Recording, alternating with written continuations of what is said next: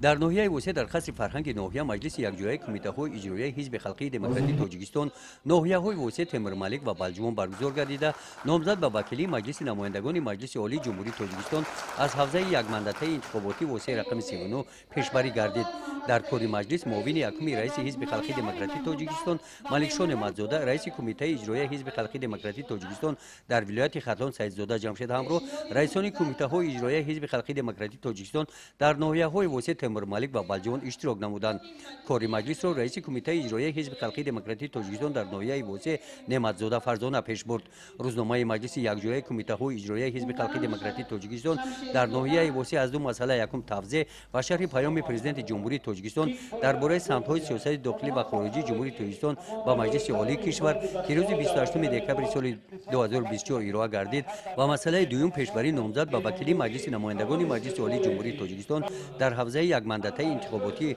واسه رقم 39 مورد بررسی قرار داده شد. کاملجان شمشیرزاده از جانب حزب خلقی دموکراتیک تاجیکستان نامزد به وکیلی مجلس نمایندگان مجلس عالی جمهوری تاجیکستان از حوزه انتخاباتی واسه رقم 39 پیشبری کرده شد. قراری داخلدار در مجلس کمیته اجرایی حزب خلقی دموکراتیک تاجیکستان در ناحیه واسه قبول گردید.